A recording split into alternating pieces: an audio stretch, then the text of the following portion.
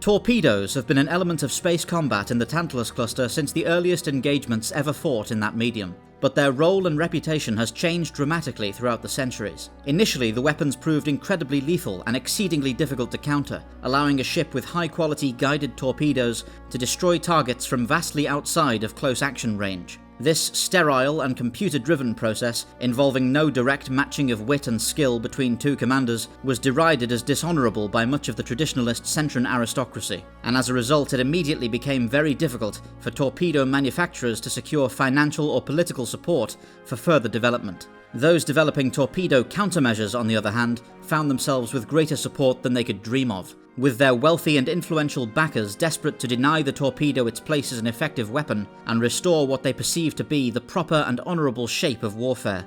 The spaceborne torpedo was not the first weapon in Centran history to suffer this kind of hamstringing in its early days of use at the hands of potent conservative influences. A similar fate had befallen such devices as infantry landmines, crank-operated rotary machine guns, and even the waterborne forebears of space torpedoes. All of these devices, however, had eventually endured their early rejections and ultimately secured a place in the theatre of war, though all in reduced roles, all subservient to the ruling traditional doctrines of warfare that stretched back to the Rulesian and Abyssinian monarchies. The same future was laid out for the spaceborne torpedo, as it slowly became normalized within space warfare. By the 2nd and 3rd centuries PCU, point defense and countermeasure technologies, leveraging their ancient head start, have unquestionably won the development race with torpedoes, with warships now carrying superheated microfilament chaff launchers, highly accurate airburst swivel guns, and conical spread spider shot shells, which allow chaff fields to be fired directly from coil guns.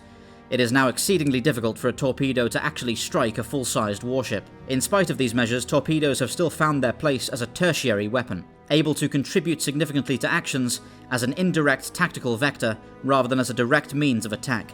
In full actions, modern torpedoes are used principally to occupy the enemy at critical moments, to force them to allocate computational power as well as the attention of their crew towards sweeping the incoming torpedoes away, often also requiring that their swivel guns be reallocated away from direct fire towards the vessel they are engaging. For these reasons, torpedoes are frequently launched immediately before making a dramatic turn, before charging into closer range or attempting a sudden withdrawal. Any maneuver whose chance of success may be improved by briefly occupying the enemy's attention with torpedo defense. There are hundreds of tactics and maneuvers taught at Centran war colleges that leverage the distracting capacity of torpedoes in this way, but it is only in the realms of full-scale sophisticated warship combat that torpedoes remain limited to their role as a specialized tactical tool. In boat and cutter combat, guided torpedoes remain very much a primary weapon, and the same is often true amidst criminal and pirate gangs with less access to sophisticated countermeasures.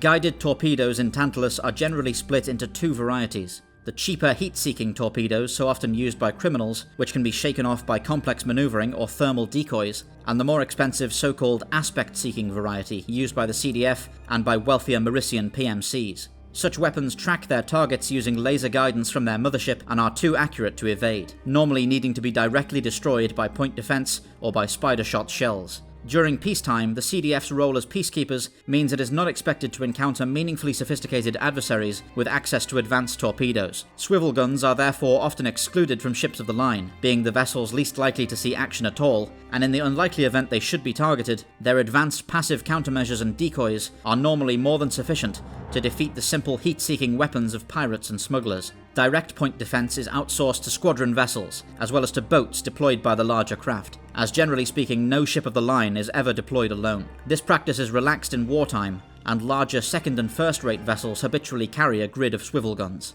Even 300 years later, the torpedo has clung to some of its reputation as a cowardly and crude weapon, and its increased association with criminals has not helped in this regard. But it has also refused to be banished from the pages of history, and has firmly secured its role within the CDF. It is perhaps also an historical irony that the distracting power of torpedoes and their many innovative and versatile applications have now been employed by great and famous Centran captains in numerous brilliant gambits, garnishing the devices with an unexpected new reputation as a cerebral and shrewd weapon, a newfound part of the very same gentlemanly obsession with dueling naval heroes that had very nearly killed the torpedo in its infancy. Thank you for watching. You can get the Sojourn through various distributors, all of which are accessible through www.thesojournaudiodrama.com. You can also get the series through Patreon, where you'll be able to access various bonus features, including our visual dictionary, Guinevere cross-sections, and anthology shorts. Remember to join us on Discord and get regular updates on all upcoming Sojourn releases. All the related links can be found below this video. Fair winds.